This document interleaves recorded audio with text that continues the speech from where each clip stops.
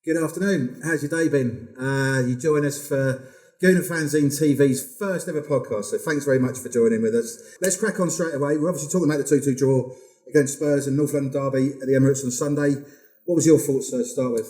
Well, I thought it was quite positive having the front three at the top, but I thought the rest of the selection was slightly negative, having three DMs. I thought we give Spurs a little bit too much sort of favour in their attack, whilst we weren't pushing forwards with a number 10 sort of spraying the ball around, which I thought was problematic.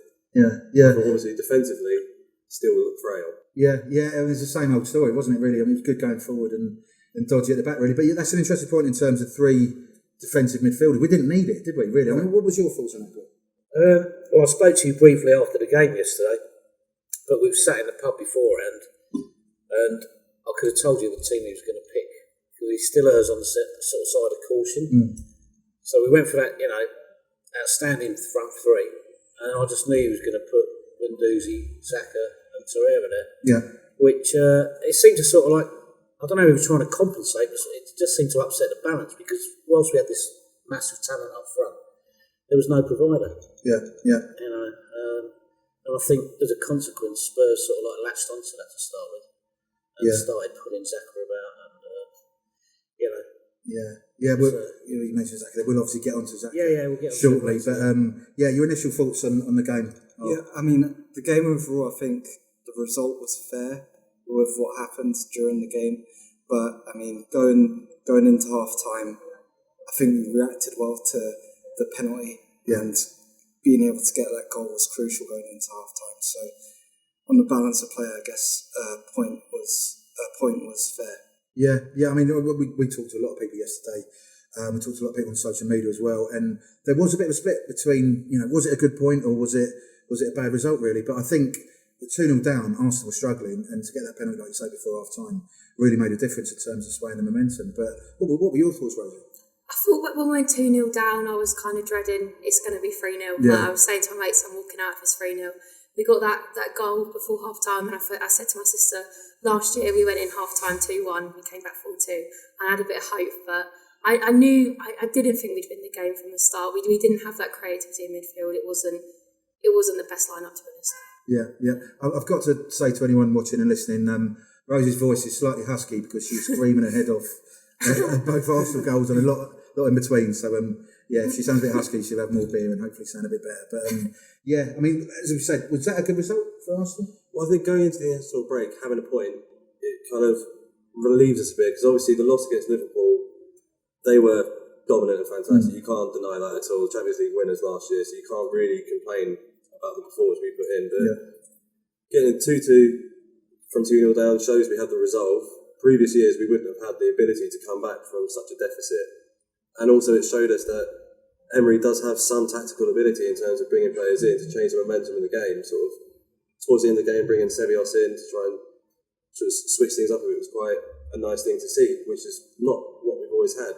Yeah. But it does make me think, what's going on with Ozil? If he's supposed to be this world-class number 10 spraying the ball about, why is he not at the forefront? Yeah, absolutely. That's a really good point. Just to go back to Rosie a sec, because she's a German football expert as well as being a massive Arsenal fan. You've been obviously looking at the papers and what's going on in Germany at the moment. There's a lot of chatter about Ozil, as there normally is, isn't there? I mean, what was your sort of take from the German side of what you read? I think, well, for a start, everyone knows German press aren't Mesut Ozil's, biggest fans. What's happened with the national team, that's understandable. There's a bit of a fallout about it. But it's just like ongoing, is he good enough for Arsenal?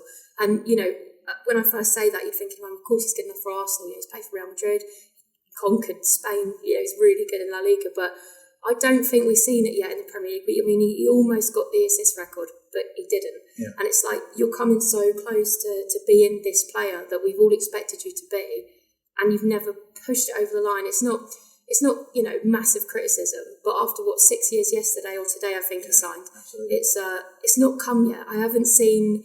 I watched De Bruyne, week in, week out, and I think this guy's magical. Yeah. And I see it in Mesut Ozil, once every 3 weeks if we're lucky. And it's like, is this the player we thought we were signing? And I think the German reaction is no, it's not. And whether that's a bounce back criticism on how he's acted towards the German national team, probably is. But then there's a bit of logic to it, because he's lost his spark, I think. I don't think he's getting on the Premier League. I don't think he ever has. He's brilliant. Everyone knows he's brilliant, but he can't do it week in, week out. And he can't. I don't remember the last time I've seen him consistently think he's had an amazing game. I mean, that season he got all the assists.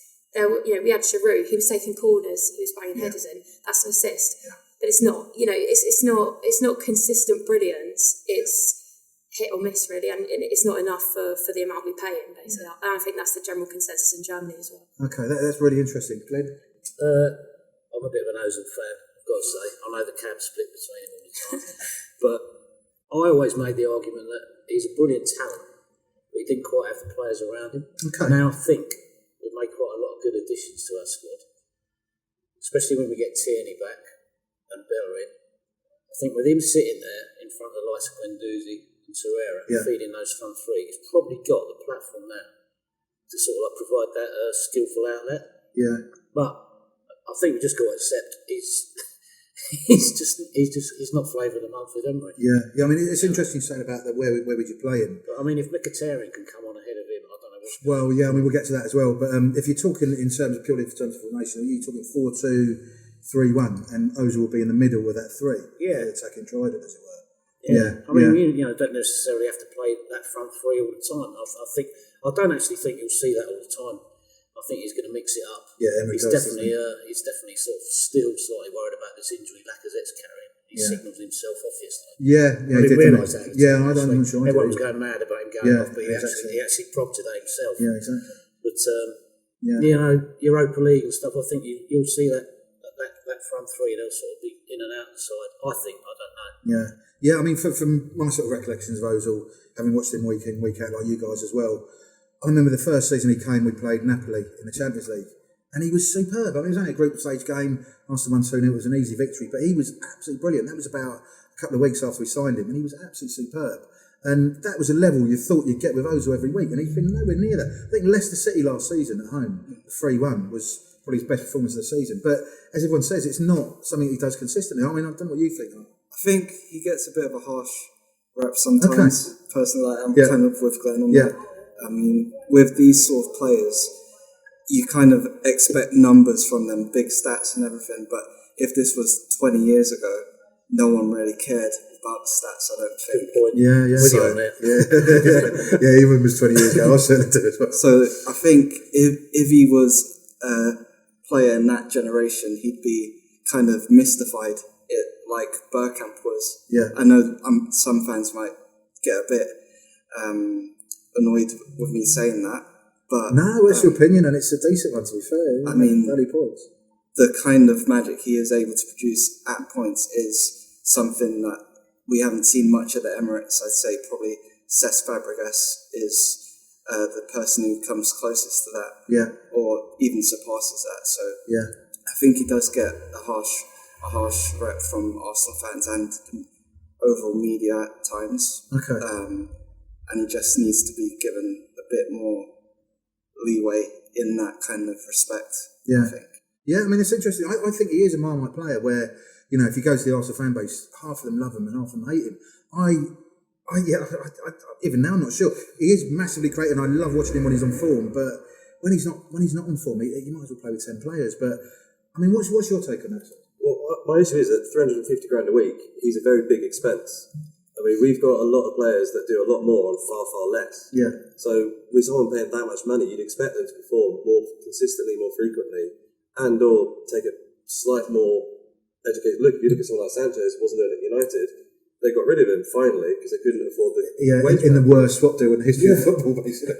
Both sides. They're still paying a lot of his wages. They are, but they're relieving some of that stress. I mean, same with getting rid of Mkhitaryan to Roma. Saves us $200 grand a week. Yeah. We can't really afford that because then it starts to get in a debate of, I do more for the team, so I should get paid more. I think it's problematic when you've got a player like Ozil on the highest wage of the club doing the least amount of work. Yeah, I suppose it doesn't help his cause, does it really? But touching on Mkhitaryan there, I mean, what do we think about the loan move to Roma? So I watch a lot of Serie A, and Roma are doing some very strange moves at the moment. Smalling, Mkhitaryan, and you've got Lukaku and Sanchez at Inter, and now you've got Darmian going over to Parma. It's all a bit strange what they're doing in Serie A, but I think it would suit his style more, because the Serie A league is much slower. Yeah. It's much more defensively minded. When you've got like Chiellini and Bonucci, stuff like that. It's a better fit for his style of play, and he doesn't really fit into our squad as a first team player.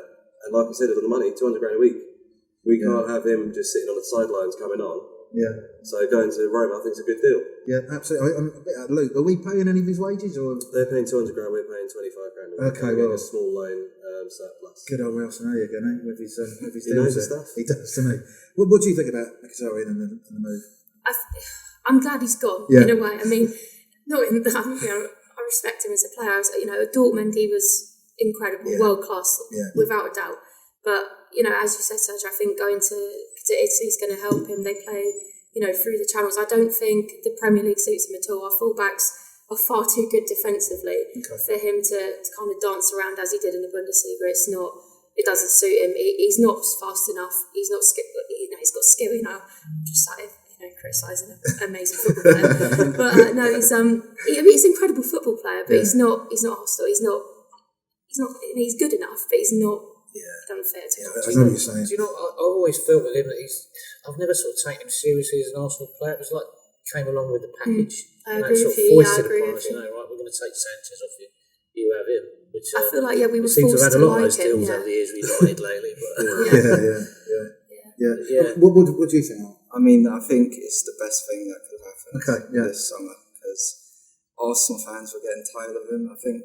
Yeah. And he just doesn't fit in with what we're trying to do at the moment as well, bringing through all the young players like Nelson and Xhaka at the moment, who could easily take up those positions and be more exciting. Yeah. So I think it fits all parties well.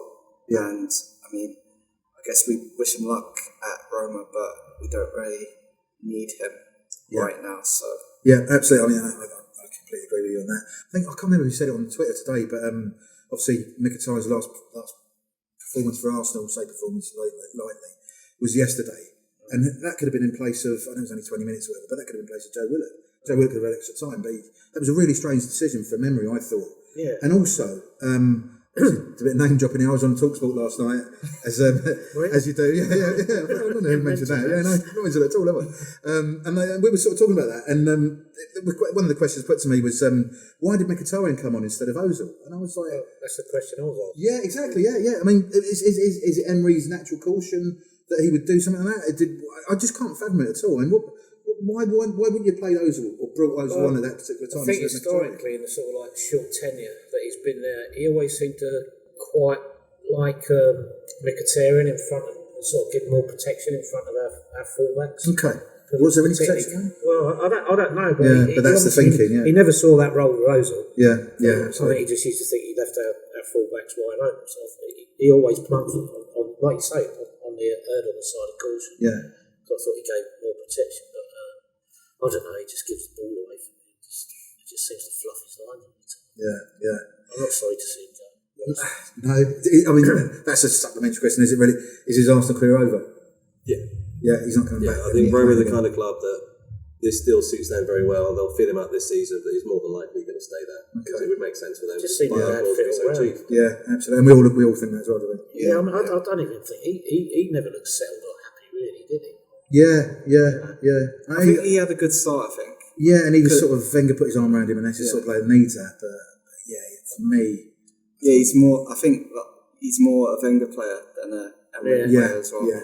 Like in the first kind of half season, he linked up quite well with Aubameyang a few times. Yeah, and then because he did come quite central in that kind of spell of time, but Emery likes to use him kind of out wide for that kind of fullback protection, which isn't really. It's not his game really. So. Best for him to leave, I guess. Yeah, I think we'll agree on that. Just to go back to German media for a second with a German link, Bernd Leno. I think we're all in agreement that he fluffed his lines for the goal, but did he redeem himself with a lot of saves? I did a tweet yesterday saying, what was it saved from? Was it Son? And it was just absolutely top notch.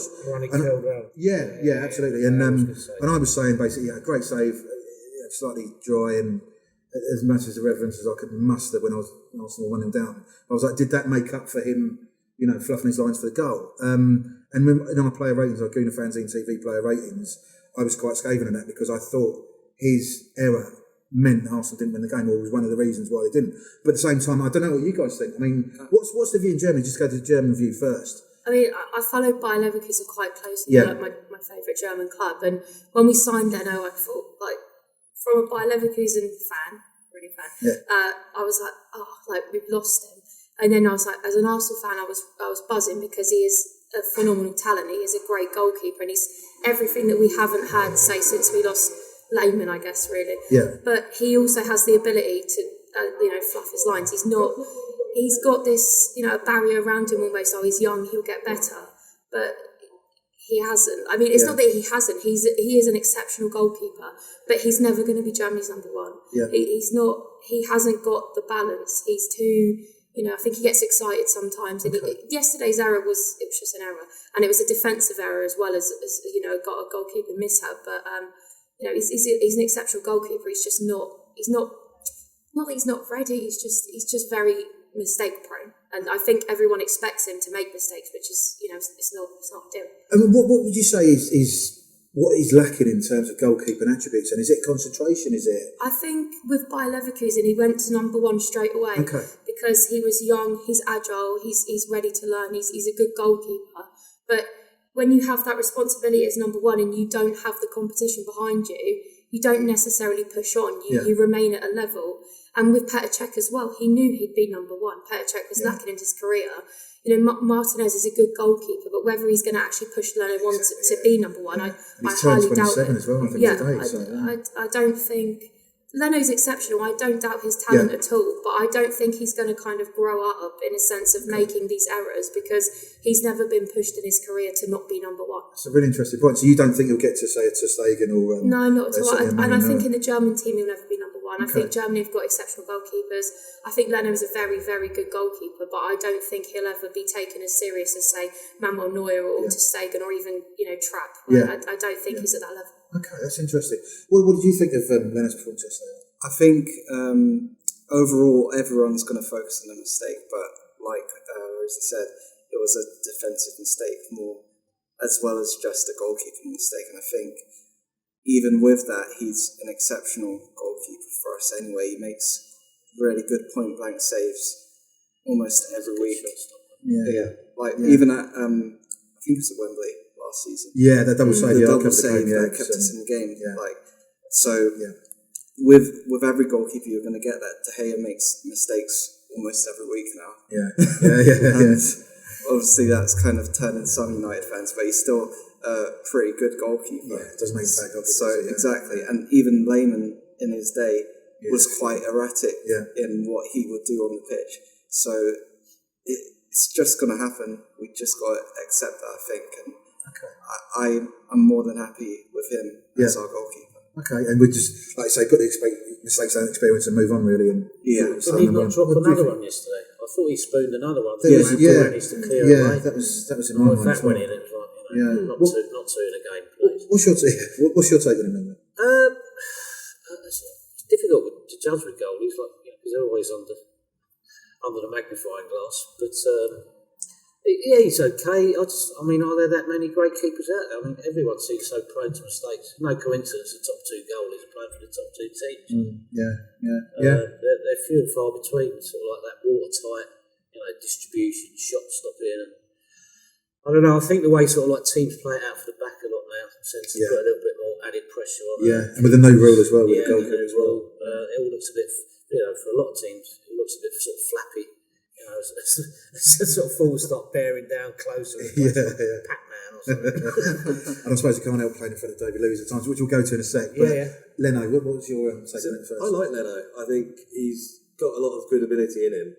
But I mean, my main gripe is that I didn't actually want to get rid of Ospina. Really? I personally preferred Ospina at the time. Controversial, really? Well, because I watched quite a lot of the South American stuff, so I watched him playing for Colombia, and he was a good keeper. So I mean, Leno. He's never going to do an international stage, so international break for him is just a jolly. So he's only there week in, week out, so he doesn't really get as much pressure as some of the other top class keepers have, because he doesn't have as much game time comparatively. So you'd go, obviously, David Ospina would be the number one goalkeeper even now, and Martinez number two, and Leno would just be. Well, Leno would be there, but I'd prefer Ospina as well, number one for myself. But obviously that ship's long sailed.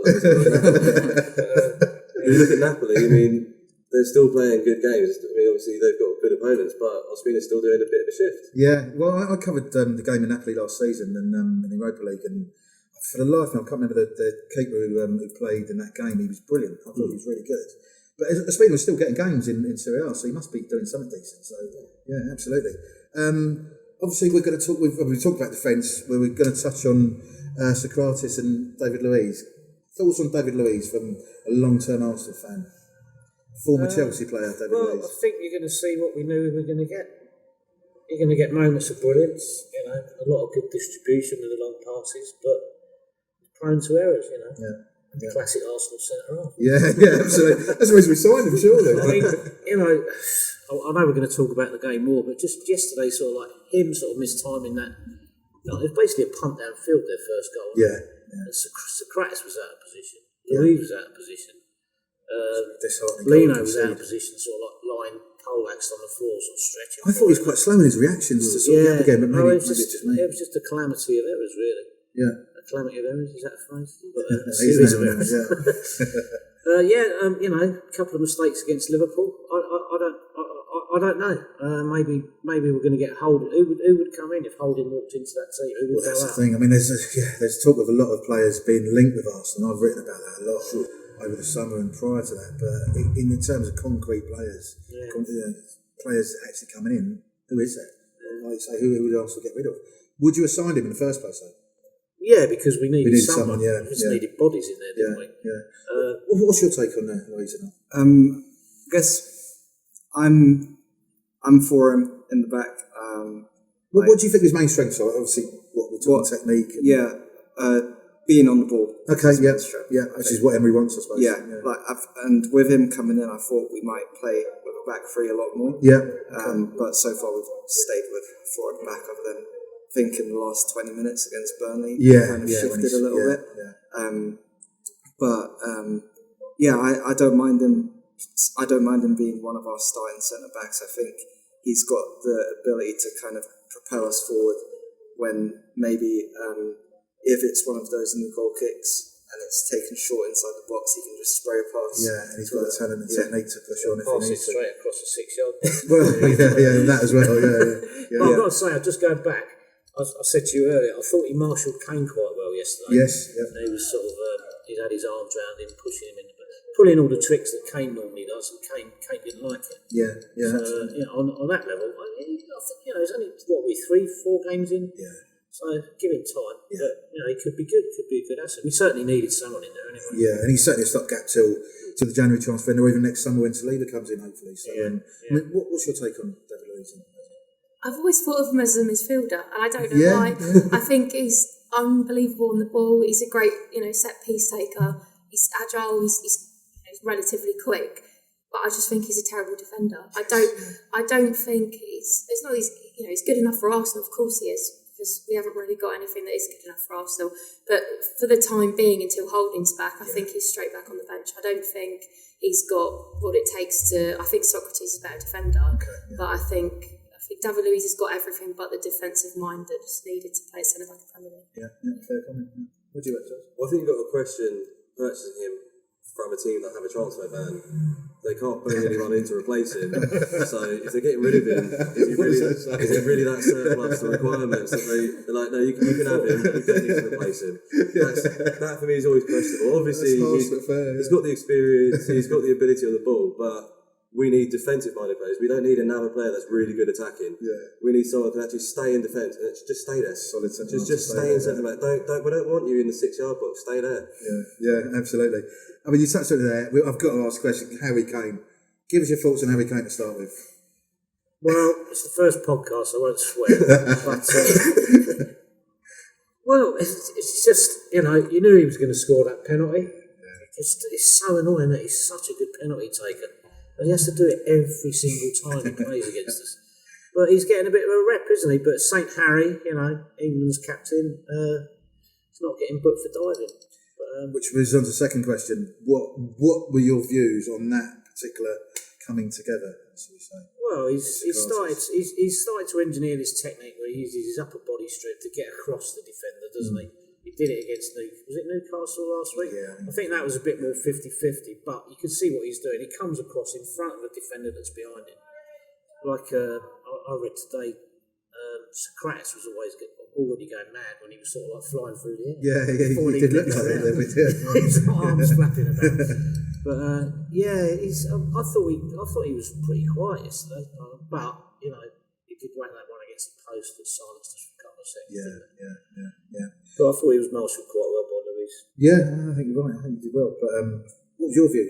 Yeah, I mean, for the penalty claim, I guess, because obviously it was going away from goal. Yeah. You can't properly see him. Yeah. So I was kind of high in mouth. I was just so scared. I saw him go down and I turned away and I was like, please. Yeah. And then I was fine after that. Other than that, I think, he had that chance which was unreal, the way he kind of spun the ball around, swiveled the other way and then got the shot off. So, for that, he was unreal, but he was a bit quiet. You could hear that around the ground, couldn't you? Yeah. Whack that post. Yeah. What do you think? It was right in front of me, so my vision was a bit blurred, but he was. Not 4 hours down the pub before. Well, yeah, I mean, he just goes over easily. He tapped him on the back, and he flew and he screamed, and it's like.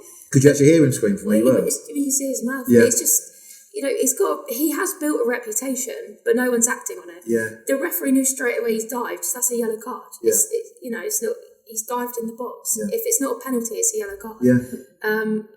No one thought it was a penalty. He tapped him on the back. He flew over. He screamed. Everyone got on with it. But it's a yellow card. It's not. Yeah. And this reputation isn't okay. Mo Salah, everyone's criticising him straight away. Oh, he's a diver. He's terrible. Harry Kane does it every other game now. Yeah. And it's he's England's captain. He's incredible. It's not. Captain of England. What was that one with Shearer and Lennon? And Shearer literally just wallops his foot into Lennon's face, and the FA practically charged Lennon with attacking Shearer's foot or something. Shearer nearly put his head out the ground. Lennon was really good. It was accidental. Yeah, exactly. But he doesn't like it. Someone mentioned that match of the day and he didn't like it. Was that Jermaine Genius by any chance? Might have been. No surprise. But I think he makes some valid points as well. What do you reckon?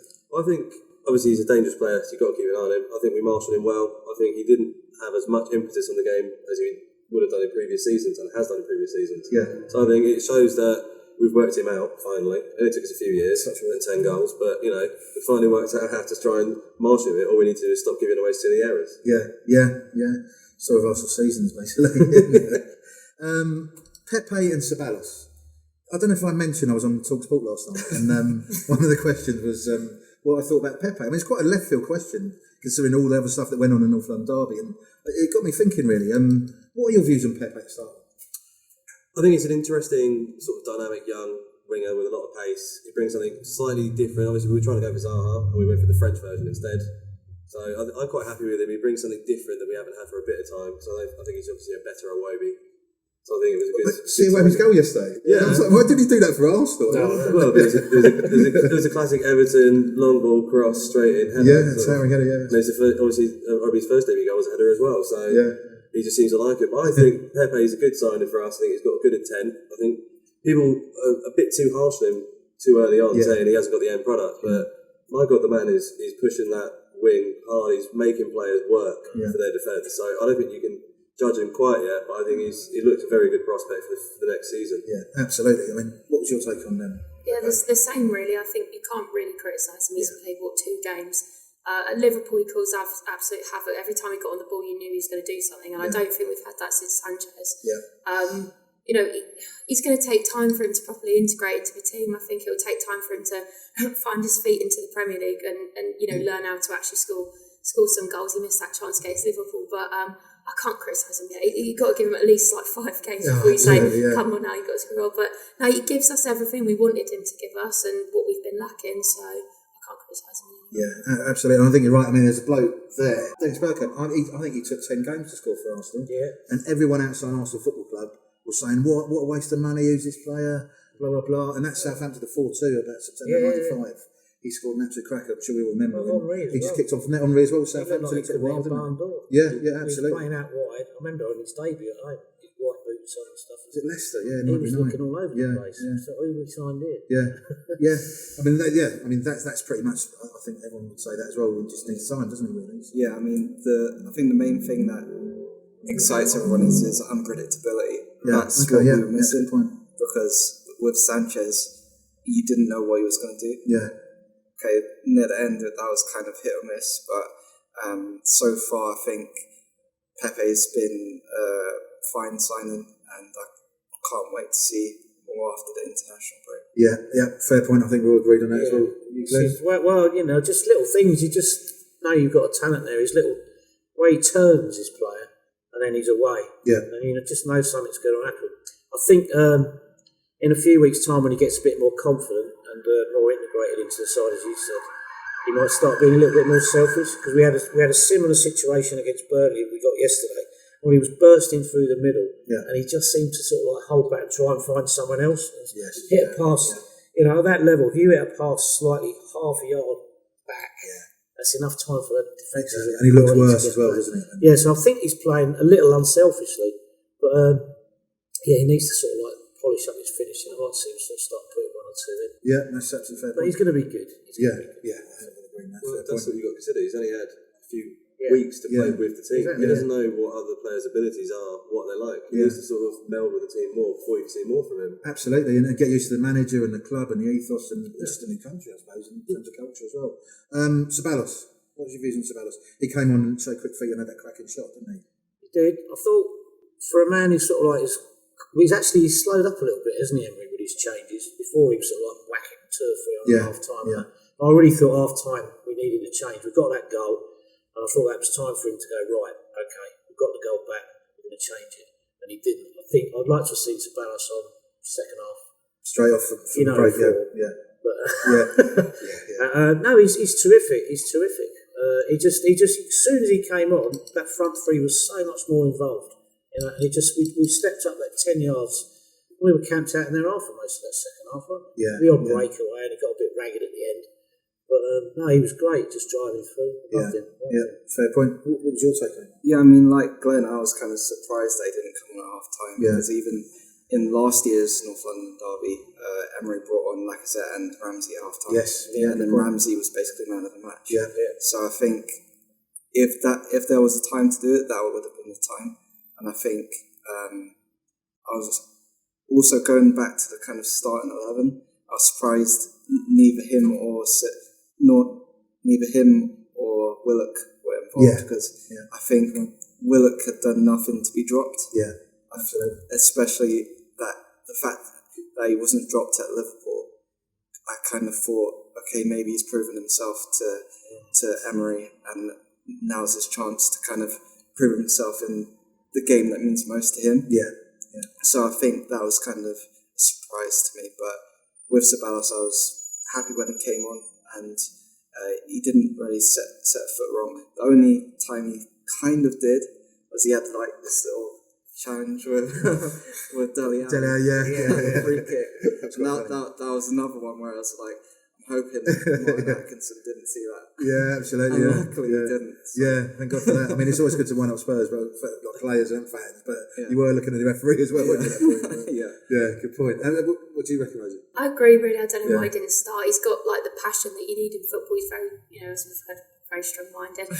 He's he's energetic. He'll go back when he needs to. He'll go forward. He can shoot, pass, everything. Really, I don't know why he didn't start. But he hates losing the ball, doesn't he? Yeah, he gets really angry. You can see it with his body language in his face. He's perfect for a North London derby. I don't know why he didn't start, but what can we do now? We'd hope he started away at Spurs, I guess. Yeah, absolutely. But he's a good player, and I think we've got a right talent on our hand, and I hope something can come at the end of the season where we can get it over the line if possible. Yeah, I mean that's the thing. He hasn't got there's no clause in his contract, is there? So, which is strange, really, considering. But maybe that's one of the clauses of the deal to start with. But what was your take? Well, it just shows how much Real Madrid really want him back. They're just wanting to try and get some game time in, because when he comes back, he's going to try and fill that hole that they've been missing.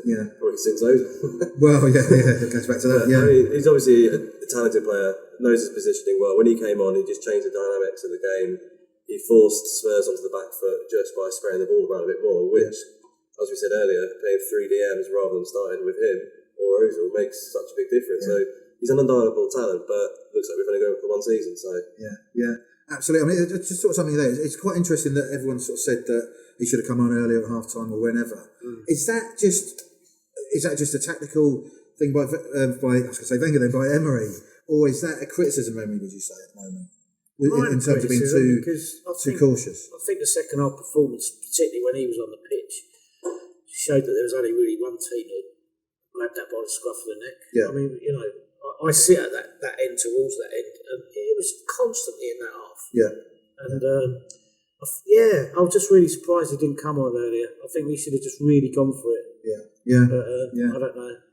Right, and we've saved the best or the worst to last, depending on your viewpoint. Arsenal captain Granit Xhaka. I've got to start with Grumpy Glenn. Give us your take on Granit Xhaka first, and then give us your take on his performance yesterday. My take on him is I'm often sending texts to Granit Xhaka. No, not to send his number. Well, no, find his number. There'll be some sort of restraining order. I'm sending texts to a few of my mates at the games, or if we're watching it on TV, and the question always is, what exactly does Granit Xhaka do? Yeah. And I thought that from that.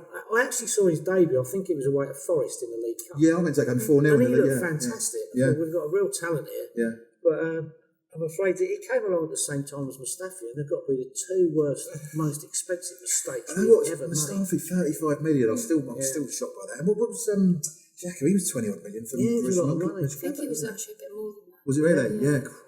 He was. Yeah. But no, I've never. He's obviously favoured by every manager he's played for. But why?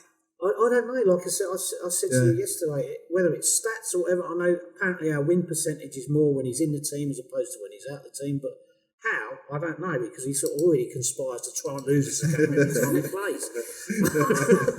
Yeah. 6 penalties he's given away or something. Yeah, I mean, for me, it was criminal that challenge he put on Son. I thought the one against Brighton at the end of last season. Yeah, the one. But yesterday, I mean, they said it was late. It was late, isn't it? Really? Yeah. It was just better technique as well. It wasn't loss of form. I didn't think it was just. There's no need to go to ground like that. It was just really bad technique. And he just came through like a train. Yeah. There's nothing you can't put your hands up and go, look, I've made a mistake, because it's just bad. I think he was lucky to be on the pitch actually, because I think he went Stephen in against Kane right at the end. Yeah. He made 7 fouls. Yeah. Was it 7 fouls? Really? Yeah, that's quite a lot. Yeah. And that's just his go-to. I don't know, sort of like when he goes on autopilot, that is what he does. Foul people. Yeah. I think his problem is he's so slow. Like when we signed him from Mönchengladbach, I was like, why? He's so slow. Like in the Bundesliga, you can get away with it because they play out wide more than through the middle. Yeah. You can get away with it. You can win the ball back, and you're a hero. But in the Premier League, if you're not an agile at least defensive midfielder, they're laughing at you. Yeah. And as soon as we signed him, I thought, why are we doing this? Yeah. And I'm still thinking, why have we done this? Like he's so slow, and he tries to warrant his lack of pace by sliding in and trying to win the ball. And I don't remember last time he actually won the ball. It's just a lot of that panic comes out of him losing the ball, giving the ball away. He's just very rash with everything. Yeah. I mean, for me, for what it's worth, I think he's not, and I've said this before, he's not dynamic enough to be a box-to-box midfielder. No. He's not creative enough to be a number 10 or even a creative midfielder. And I don't think he's just disciplined defensively enough to be a defensive pivot in a shield of 2 or 3 even. And what's the point of Granit Xhaka? And I've interviewed him at London Colney and in various mix zones and stuff, and he talks a good game, and he's a nice guy, but at the same time, I don't think he adds anything to Arsenal football club. Well, I would be devil's advocate. When you watch him play and you look at his stats, he's a prolific passer of the ball. His passing rate is so much higher than many of our other midfielders. Does it say which direction the ball goes? No, but it just shows he's phrasing around a lot. So if we maybe had more reliable centre-backs, he wouldn't have to go back and make rash tackles and decisions. Interesting point. If he just stayed solely in the middle and acted as a providing pivot rather than a defensive-minded midfielder. So just like, not even number 10, not a DM, just stay there and let your wing-backs work around you, your centre-backs do their job, and let your number 10 in front of you play so he can try and provide to them. That's what he does well, but he doesn't do like the whole keeping his head, defending and or attacking well, but he does the passing very well. Yeah, that's a fair point. It's unusual as ever, sir. But you make a good point. But my follow-up question would be to that: if you're going to play in a 2 in front of a 4, who would your 2 be? Would it be Torreira and Guendouzi? And if so, where would Xhaka play, basically? So, that's probably how I am. It would be that. But I mean, you've got to have a backup. It begs the question, he's our captain now, but like, is there no one else of experience and also marshalling ability that is he the best choice for captain? Seriously, I mean, me and Toby were talking. Toby, our wonderful producer over there at the moment, who's putting this all together. We were talking about this the other day, and we are going to do a podcast special on the Arsenal captaincy, and I could talk for hours about it. I'm sure we all could. I don't understand Granit Xhaka's captain, but we'll leave it there because we're not going to talk about that. We're going to round it up now. It's been a really, really good chat about the North London derby. Thanks for listening. This is the end of Gooner Fanzine TV's first podcast. I've enjoyed it. I hope you enjoyed all the gang today. There's going to be a lot more of everyone as well over the coming weeks and months. We plan to do a podcast every Monday night. Thanks to our sponsor. He's a very, very lovely guy. I've known him for years. Doesn't want to be mentioned, but you know who you are. So thank you very much for that. Thanks to all you guys for coming along. On YouTube, we're on YouTube at Gooner Fanzine TV. Subscribe, although for someone like me who's an absolute dinosaur, I thought subscribe meant you give some money up or person things. It just basically means like or follow on YouTube, basically. So give us a subscribe on that. We're on Gooner Fanzine Twitter feed. I'm at Layth29. You don't even have a smartphone, so I'm not asking you about social media. What's your social media tags if you want to sort of share them? My Twitter's just at Roche, so if you want to follow me there, you can. Cool. Rosie? Just Rosie Tudball, but the L is R11. Yes, I can remember that now. Yeah. Sergio BM, Galazio London on Instagram for anything irreverent and Italian. Excellent. Thanks very much for your time, and see you soon. Cheers.